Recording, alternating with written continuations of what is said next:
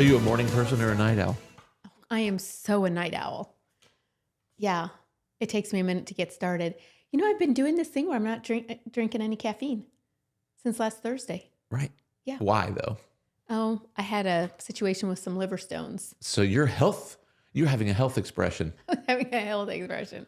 So I started doing all the things and none of the things. Like I stopped all my supplements, just everything, and just wanted to detox the liver. So that's a great topic because I know there are people who think we have this semi-charmed kind of life where we don't get sick and we don't have stress and we always just, Yeah. it's always rainbows and unicorns. No, I mean, I've talked about my blood pressure situation before, and that's something that needs to be managed with a quarter of a tablet of prescription medication. So no caffeine for how many days? Since last Thursday, so only 5. Uh-huh. But I feel so much better. Are you substituting it? What are you putting in there instead? Yeah, so warm water with lemon and Fresh honey. squeezed lemon, yeah. Fresh squeezed lemon. And it is so good. It's such a good way to flush out the liver. Yeah. And so just trying to find those supportive things to, get rid of them. I don't want any of them to get stuck. I had an appointment with my craniosacral therapist. Right. And one of the valves was closed. And so they were just getting trapped. Definitely liver stones and not gallstones, although it's hard to tell the difference. I just innately knew that's what they were. Okay. And so just doing all the things, like there's some supplements. But pretty uncomfortable. I have to say the uncomfortable. average person in your circumstance at that time would have gone to the ER. Yeah, there's just this band and it just feels like it's squeezing you to death. But that's where knowing your body comes in pretty handy. Yeah, for sure. And then surrounding yourself, if you don't know, Yes, surrounding yourself with people who can help and know. exactly. Because I knew that I could have canceled the appointment with Michelle and just stayed home and just laid down. But I knew that she would be able to help me. Mm-hmm. And sure enough, she did. Her work is similar to what Gracie does, as far as finding the rhythms of the body and feeling where that energy gets stuck. And it's then figuring out what's making it get stuck. Kind and of voodoo? Releasing. Some kind of voodoo? Feels kind of voodoo-ish, but it's amazing how much better I feel. The voodoo got canceled back in the early 1900s, Voodoo? Well, no, every healing art prior to the 1900s included the energy of the body and the spirit and the mind. Yes, all three. Yeah. And then the Rockefellers came into vogue. Yeah. With their petrochemicals. Right. And decided they were going to change the way that health works. So in the early 1900s, there was this separation. Like medicine took over the body and religion took over the spirit and the mind and the things that were not structural or physical. Yeah. And so they were separated since the early 1900s. But you can't separate them. Your mind and your body are one thing. Yeah. And the mind affects the body and the body affects the mind, and to try to separate them is ludicrous. And I know you ask your patients this as far as what do they think is wrong. I think so many of the times we do know what's going on with our bodies. I think people have been led to believe that they're so dumb they don't understand how their own body works. So they can feed it however they want, and they can treat it however they want, and they can beat it into a bloody pulp. And then when it doesn't feel good enough, they'll take it to somebody in a white coat to get some kind of patch or repair job done. And sometimes that is necessary. Oh, no doubt. Yeah, there's certainly a place for crisis and trauma management. Right. But there's a big difference between crisis management and health management. Those are not synonyms. Right. And so I know we said we weren't going to talk about health today, and here we go. And we've probably had this very same conversation 100 times. Maybe, but not with the spin of the liver stones. Well, and the spin to me there is just the fact that we are no different than other people. Yeah. The bodies that you're living in have a lifetime's worth of mileage on them. You don't get liver stones in a week. Yeah. Liver stones develop over years. Yeah. Interesting fact about liver stones is that, and this is something that Michelle told me, they're like little crumbs of anger. And she's like, Lisa, have you been angry lately? And I'm like, no, I've been living my best life. It's been fantastic. She said, I'm glad that you said that because they feel like shriveled up little peas. And I'm like, cool. So it's old stuff. I'm just getting rid of it. Right. But your body has to be ready to be able to release those things too. The liver's going to harbor everything that it can for us to protect us until it feels safe enough to release those things. It's like a big filter. Yeah. In some ways. Yeah. It's an amazing, it has over 2,000 functions, and that's why I'm so protective of my liver. in so many ways, and I feed it. I call it liver loving. And that's why celery juice and Liver loving. Yeah, but I mean, it was, I don't know, 4 days worth. My biggest bummer about it was that I couldn't do the Beauty Boost event that night. So I missed seeing Brandy Doyle and Jess Brandy, Ellington and Kendra Rarick. She texted me. She goes, "I was looking forward to seeing you, and I didn't get to." And so that was my biggest bummer. So I'm looking forward to the next event that we're involved in. So it should be fun. I'll make up for it then. But what other questions do you have on there? You had asked me about, you're a morning person though. I didn't used to be. When I first joined Doc right out of school, I turned into a morning person because his hours started in the wee hours of the morning. And if you're going to work here, that's when you show up. And so, and I do find over the course of a lifetime that the morning is the most productive part of the day. In many ways, for me, just mentally, we'll get up, and I usually get up at 5 and do some journaling for an hour or so, and then get in a little workout 3 or 4 times a week. And so I like getting up, and the house is quiet. This time of year, it's dark still, and it's just nice to have some mind time and some quiet time. When the girls were little, oh my gosh, I would get up at 5 o'clock as well because I wanted to have a head start to when they would wake up. And then I felt like the day just flowed so much better. I didn't feel like I was always behind with everything. Yeah. I could get up, I could do my journaling, read whatever scripture I was working through or whatever Bible study that I was working on. And then a lot of times Gracie, she was the one that she would hear me and she would be like, "Mom." She'd sneak around the corner. Yeah. Yeah, she was definitely the morning one. But yeah, it was essential for me to be up before they were so that we could start off on the right foot. Sure. Yeah. Because they have, especially with 3 babies, it's like they all need something. And even with just one baby, right? I mean, she wakes up and the world revolves around her. And they're the most demanding little creatures on the planet. They are, but they're so dang cute. Honey got to pick out her own outfit when we saw them for dinner the other night. She had on this sweet the little dress. Yes, she picked it out all by herself. Oh wow! Yeah, that's what. Grace told me, and she had on her pink glitter shoes. Yep. Okay, if you have a picture, you can throw that in there. Girlishness. So cute. Yeah. Yeah. The most demanding, and we schooled them at home, like start to finish, homeschool. Back in the day, where it wasn't as cool as no. Now it's pretty cool. Definitely not. Pretty hip. Definitely not common. No. Yeah. No, I thought we would be those little house on the prairie kind of people, where your kids were kind of sequestered and they didn't, engage in culture and society. And I was so wrong. Yeah. But it worked out wonderfully. Yeah, it really did. Sure. Absolutely. Show me the next card. Next card. What was your favorite subject in school? Well, I got to take an interior design class when I was in high school. So that was one of my favorite classes. And I liked Latin too. That Latin was a fun class for me. Do you remember any Latin, the conjugation of Latin verbs? I don't remember any of them, but I just... Bo bis bit, bimus bitus bunt. There what you go. What does that mean? I don't even remember. I just remember it was super fun. Somebody help us out with that though. Bo bis bit. That's how you're conjugating words. Oh yeah, you could ask. Biz, bit. What's the other part? Bimus, bimus, bitus, or maybe ttus, and bunt, bunt.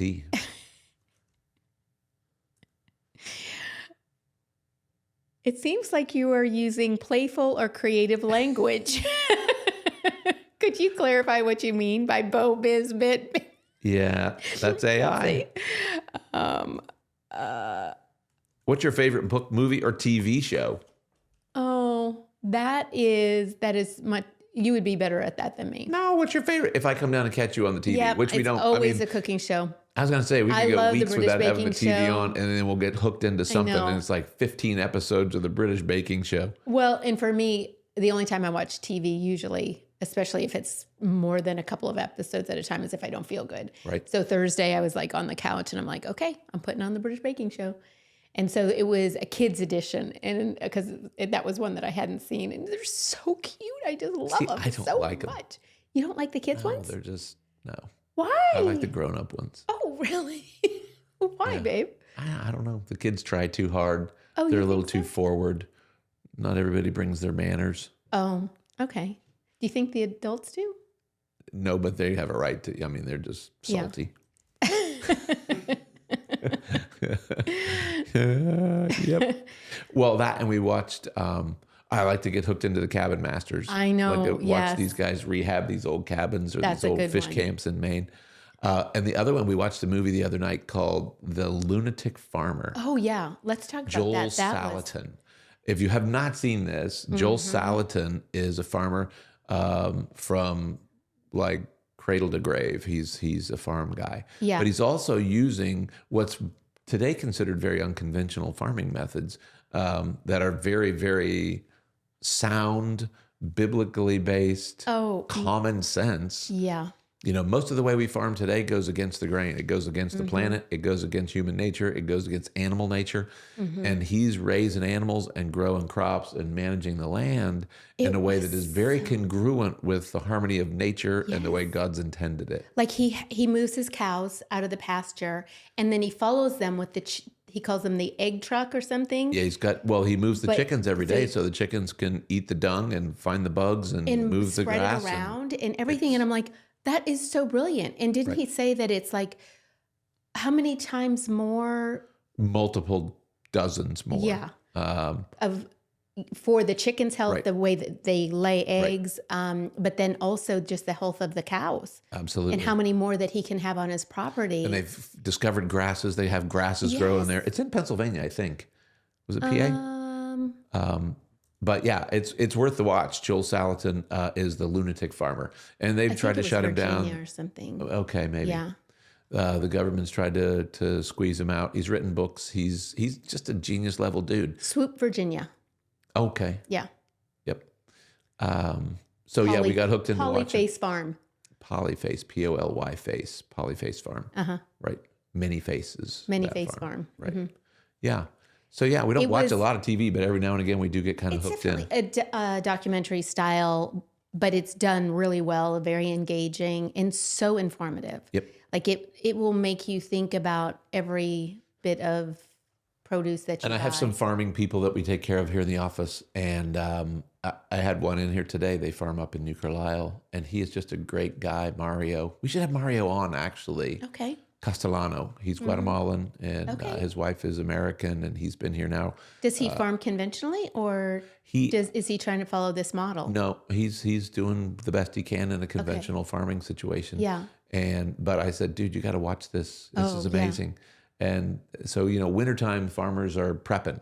They're basically getting their equipment repaired and getting things ready for the spring, because once the weather breaks, they work like mules for weeks and weeks and weeks. Yeah. So he's in chill mode where he's making sure his equipment's ready. Right. But I've got some other people north of here up toward Coldwater and up that way, and so I can't wait to turn them on to, hey, you got to watch Joel.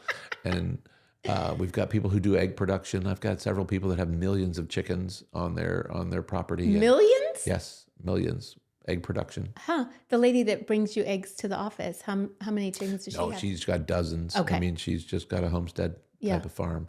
And they do some beef and some chickens, and she's got horses and goats and all the things.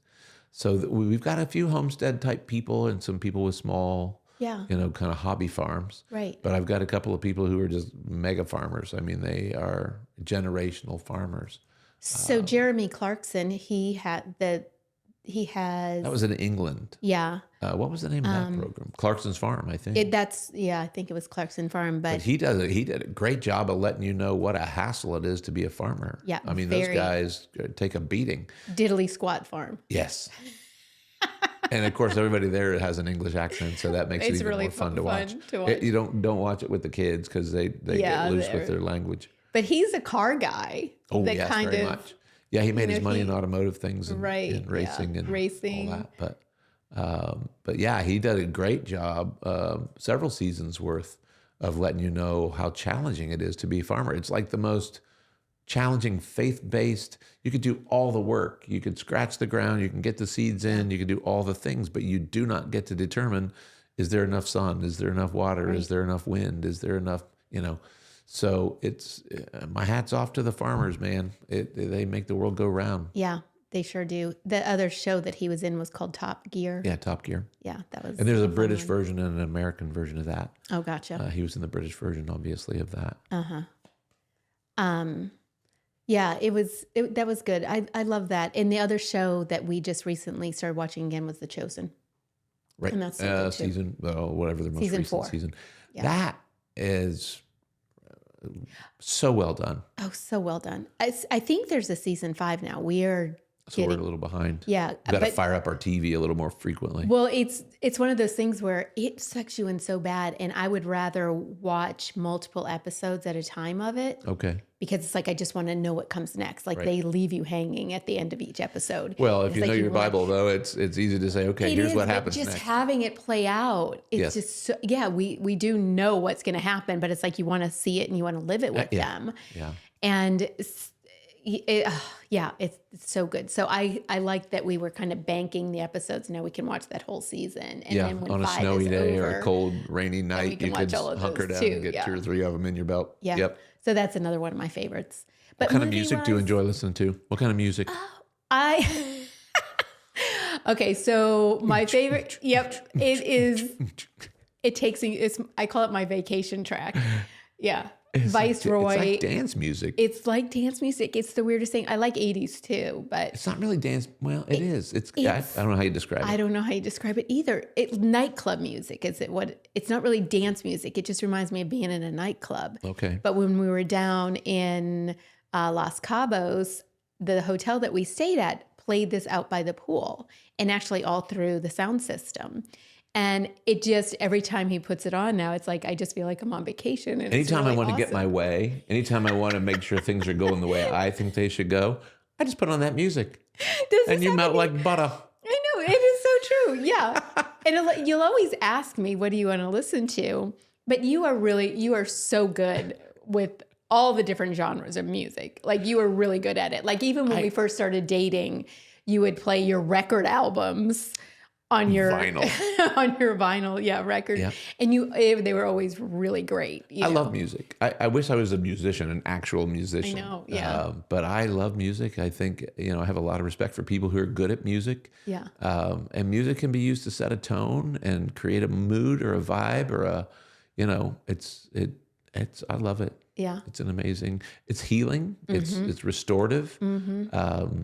It's rowdy. Right. It can be rowdy. Yeah. Or it can be soothing because you listen to classical music too. My brain loves classical music. All babies should listen to classical music. Yep. It's so good for the brain. Good for the vibe, good for the frequency of cells in the brain. Mm-hmm. It's good for studying. It's good for learning. Yeah. I like a lot of different stuff. Yeah. I'm not a rap person. I could pass on rap music 10 times out of 10. But everything else, you know what? Give me some bluegrass. Give me some 70s rock. I like all of it, depending on the mood. Mm-hmm. What's your favorite type of cuisine or style of cooking? Well, I think because my heritage is Italian, I'd probably default to that. Okay. But I really love just American style cooking too. So like pot roast, making pot roast. Part of that is because I know how much you guys like it too. And so it makes me happy to serve food that I know is going to be enjoyable and nutritious for my family. I also like to make crepes though, but a lot of times I'll make the crepes and then make manicotti from them. So it's taking like a French concept and turning it into an Italian thing instead of having the cannoli shells. Right. Keep it savory instead of sweet. Yeah, just to make it into the manicotti from those instead. So that's good. But oh my gosh, I used to be more of a sweets baker style person, and I don't make a lot of sweets anymore. We don't eat a lot of sweets. We don't eat a lot. I think once the girls were grown and gone, like I do not want to make sweet treats. It just you and I are going to finish off a pan of cookies or something like that. Because I'll finish them off if you put them in front of me. One of the things I love about you most, babe, is that I'll make your plate of food And then if there's anything still on the baking sheet, you eat all of that before you start eating your plate of food. You're just saying that because I did it at lunch. Well, you did it at dinner last night too. And you've done it before with other things. Oh, well. So funny. I just know you're going to take pictures of the plate so I can nibble on what's in the pan before I don't want to ruin the photos for the I did take a picture of the nachos and put it on there on my stories. Yeah. Right. Well, because it's kind of like that's very unusual for me to just want to make nachos and black beans for dinner. I got to admit it was a little weird. Yeah. And I'm like, and I thought to myself, I'm just going to eat this and say 0. Oh, but did you like it? It was delicious. I know. You loved it, didn't you? It was really good. I know. But you didn't like it? It was delicious. It was really good. So it wasn't the treat that I was expecting? It was just so good. Nachos for dinner. So much goodness. Okay, so think about this, though. Uh-huh. What is the difference between that and a taco? Mm-hmm. Like, if That's I just exactly called what it I was thinking. Deconstructed tacos, then would it have been more like dinner instead of an appetizer? I don't know. I think it was perfect the way it was. Who believes him? Show of hands. All right, next question. What's your favorite cuisine? Anything you make. Except for nachos, apparently. Oh, they were good. No, I do. I will eat any food that you prepare, and it's always better than anything I can get in a restaurant. And I've said that 1,000 times. Yeah, but but still, do you have a favorite? No, I don't. You make a lot of wonderful food, and you make it really, really well. And that's not facetious. I'm not kidding. It's just coming off the other comments. I think it's hard to believe These were good nachos for dinner. But you're right. I love your pot roast. I love your manicotti. I like anything you do Italian is always good. Mm-hmm. I like spaghetti squash with olive oil and crushed tomatoes and that fresh tomato sauce. My heck! But anything you make, what's the secret ingredient that you add? A little bit of love. That's what makes it so flavorful.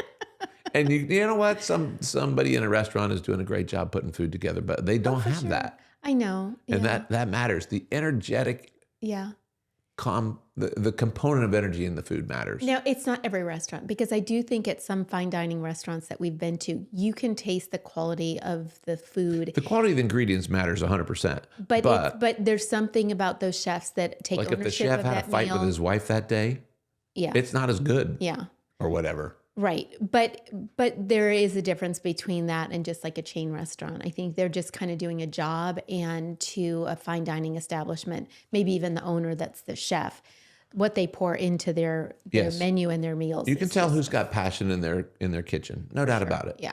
But that matters. And I don't care whether you're making bologna sandwiches or tacos or a filet. It doesn't matter to me. It doesn't matter. Your food is better than restaurant food. Mm-hmm. We always focus on good ingredients, obviously, but the reality is you make delicious things and you make them pretty. Yeah. They always look nice. Thank you. I don't know if that affects the flavor, but it affects the experience of the meal. I think. Yeah. Yep. Yeah. Yeah. Even if it's just a little sprinkling of cilantro, or that adds nice fine flavor, details. But the little details makes it pretty. I think that just is part of the catering thing. Perhaps. But again, that's a gifting of hospitality. You've got a gifting for that. I do enjoy it. Yeah, I do not. I'm going to slop it on the plate, eat it however you want. Yeah, really? You think so? Make it nice. Yeah. Like if I'm not. Have you ever seen me make an omelet? It looks like a hog trough, but it's delicious. That's true. Yours does look different than when I make them for you. Although I do love flipping them in the pan instead of using a spatula. Like they do in the fancy hotels. It is amazing. I could eat breakfast for lunch, dinner, or breakfast. Is it making your mouth water? I'm getting a little bit of like, wait a minute. Are you going to have an omelet for dinner? What's our next move? Do you have any... maple Dijon chicken for dinner. Hello. Yeah. Would you rather play a video game, read a book, or go on a hike in nature? Read a book. No kidding. Yeah. This is a book that my really good friend Melissa gave me, and I am loving it. It's called Holy Moments, a handbook for the rest of your life by Matthew Kelly. And it's just so heartwarming. And it's just about what we have to offer to the world Mm-hmm. and how God sees that. It's just incredible. I've been enjoying it. I'm most of the way through. It's just about 120 pages long. Yeah. That's the kind of book though where you don't want to just fly right through. I don't, and that's why I was going chew on it for a minute. Yep. yeah, but I like going through each section. There's 3 sections to it, and I think 3. And so it's been very enjoyable and just gives me such, it brings you back to the why of living. Mm-hmm. Why do we get up every day? It's to serve the kingdom, right? It's a fair question. Yeah. And you know what? That answer changes as time goes by. Because it used to be just to do the grind and feed the kids and put food on it. And it's really easy, especially as a younger person, I think, to miss a purpose for getting up every day. You just got to get up every day. I watch my dad get up every day. Yeah. And not necessarily because he was on point or on purpose, but because his purpose was making sure we had the bills paid and food on the table. And he didn't necessarily love his work. But he was... Like if he were a dog, my dad would probably have been like a golden retriever, right? Just a work dog, a loyal companion person. But his, he had a lot of talent that he did not develop. He was a good artist. He could draw anything. He could create and build things, but he never did. Yeah. Because he got sucked into just the grind of provision and taking care of us. But then as his life went on, he was able to build a log home. With his own 2 hands for some of it, like he built that whole rock fireplace, right. and he also was able to help people with painting cars and did the road rally stuff. So he found ways, even in the 9-to-5 grind, to bring the things that he did enjoy to his life. Yeah, that's true. Yeah. And I think that, again, changes for everybody. So what you used to think was important as a younger person, kind of the importance of it changes as time goes by. Yeah. And making sure you're staying connected to your people and meeting new people and a contribution to society and all that. Yeah. It has a bigger meaning as time's going by. Yeah, definitely. As your runway gets shorter. The things that matter to kind of get different. Yeah, so this is about exploring your soul potential. It's the holy moments. And that's important from the time, and at the time that you become aware of that. And I think that's what you're trying to say, right? When you're younger, you're just doing the things that have to get done. Yeah. And, but I also think society now is better at encouraging balance. Okay. Don't you think so? No, you don't think so? I think. You think balance? What would be the evidence of that? I shouldn't disagree. Let me hear why you think that. Well, and maybe then I do agree. Feel like a lot of emphasis is on, yes, you do have to work. There has to be a way for you to sustain your life and other people's lives, pay your bills, do the things that are necessary. But then you have got to integrate mindset elements and also balancing with play. That work-play balance has to come into effect there. You don't think so? You don't see that? I don't know. I think every generation sees things a little differently, but I think work-life balance is kind of fiction to me. You're either working or you're my work is my life. I like my work, and it's not, I'm not just a chiropractic doctor in the 9-to-5 world. This is a purpose and a plan, and it's how we think, and it's how we live, and it's, there's a philosophy behind it. There's a lifestyle behind it. And I feel very blessed, very fortunate to have been, connected in that way. But and also the whole work-life balance thing is I think it's interesting that I almost feel like the generation, not like Graham's generation, but the generation after him, and they almost have it out of balance with play. Well, like, and there's a certain segment of the population. You don't want to generalize too badly, but no, right, exactly. I'm not trying to generalize, but I see every generation wants it to be better for their kids. Yes, and by better for their kids, it means kids are getting softer, or maybe their expectations of what you could call it entitlement. Like they expect to have certain things just kind of as a rule and not the exception. And they may or may not know the effort that goes into creating or sustaining those things. Right. Yeah. And without the knowledge of that effort, it's easy to have different expectations. It's not their fault necessarily. Right. We've kind of created them. Yeah. We've led them to believe those things. Yeah. But the reality is nothing happens until somebody does some work. Yeah. And somebody's gonna pay for it. Amen. Well, not just economically, but energetically, time, resources. It's not no such thing as a free lunch. Right. And unless you're on our Living Well, Giving Well list, and then there is a free lunch. Yes. But somebody's going to earn it. Somebody's going to make it. Somebody's got to, prepare it. True. There's no such thing as free. And that's true. They still have to fill out the form to get entered. Yes. It's so laborious. Right. What else? What else you want to cover? We've chewed up a solid half hour just rambling on. Would you rather vacation at a resort, a foreign city, or a remote wilderness? All of the above. We've done all of the above. How about a resort in a foreign city's remote wilderness? It was sort of like that. Yeah, I could go with all three of those. Yeah. Easily.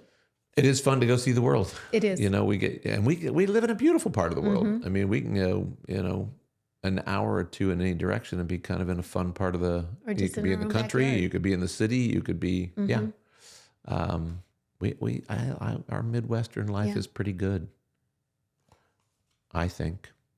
Have you ever tried to live off grid, even for a few days?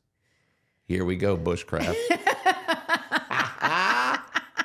Did you set yourself up with this? No, it's just the card. I have not even for a day tried to do that. But let me hear your story. But at the end of the day, have we ever had the power go out for more than a day? Yes, and we have a generator that takes care of our power. Oh.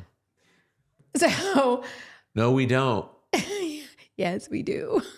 And I highly recommend for people to at least explore that for their homes. I mean, but from a convenience, could we live without electricity for a day? Yes. 100%. I would be sad about the electricity for 3 days? Be harder. What would be the hardest part about having no electricity? That's what off the grid basically living would be. So keeping food cold is the first thing that I think of, and taking a hot shower. Okay. And being able to clean water, have drinking water. Well, we have straws and devices for that. That wouldn't be a thing for me because we have that available without electricity. So food storage and food safety, kind of a big deal. Yeah. Yeah. Okay. I think I'm just going to shut the power off at the house for 3 days and just see how it goes for us. Oh. We'll get back to you on that one. I do still have a car, though. It's electric. Yeah. So 3 days with no car. My car runs on gasoline, so my car stays go charged pretty well. I'm pretty good. I got 300 miles on there right now. She needs a bath, but she's good for me. Well, I'd say we wrap this up with our off-grid experience. Yeah. But you do have something. You have people that you follow on social media, and they live completely off-grid, right? Mm-hmm. Yeah. So what would that look like if we followed their plan? It would be very different than the way most Americans live, right? But are they actually living that way? Or is it just like what they do on the weekends? It's probably a little bit of both. But so you think they have a regular house too? Yeah. Right. Yeah. Thank you, Graham. Yes. Yeah. Right. Well, yeah, there's a difference between bushcraft camping in the wilderness for a few days in a snowstorm versus is my entire existence off grid. And so it's solar panels and other ways to generate power, I suppose. Right. But it would force you into a very different mindset. Okay, so wait a minute. So if you turned off the power for 3 days, could we take out our generator with the solar panels and see what would that be like for us? Could we use that battery powered generator to run the refrigerator? That would be off grid. And so we could at least play and see if that worked. Yes. Yeah. That might be a fun experiment. But that would mean there's no electricity to the well pump. What we do for water. That would mean there'd be, minimal flushing of your commode. So my electric warm toilet commode would have to be off. Your fancy dancy. It wouldn't work. Oh, well, that's it's not that we couldn't do it. It's it would need to be done. But in mine, you couldn't. Not an option. Hers is plumbed. Yeah. Right. We got other toilets. Yeah, we shouldn't use that one. Oh, there we go. I'd warm your seat. Oh, thank you, babe. That's gross, but thank you. Yeah. Yep. So maybe we'll do a little off-grid living and just see how it goes. I have these little mics. We take so many things for granted. I know. Do you want to? I'd like to too. But this is what we could do, a little off-grid experiment. Oh, document. Yeah. Along the way. Yeah. Yep. But I'd have to make sure they were charged before we started. Well, that'd be true. Because they're electric. Yeah. Yep. Yeah. Okay, Well, all done? Yeah. For having nothing to do, we covered a 40-minute stretch of time just Thanks rambling for sticking on. with us, I know. Yeah. Like I said, we're just... Yeah. Yeah, and if you like what you're seeing, hearing, and what we're sharing, please like, subscribe, and follow. We like it when you do. If you want. Yeah, no obligation. But next week, we've got a good lineup coming. Yep. We've got the fellow that owns Southern Ohio Brewing. Yep. We've got... two twin influencers that are going to come on and talk about their health double journeys. mint twins. Yep.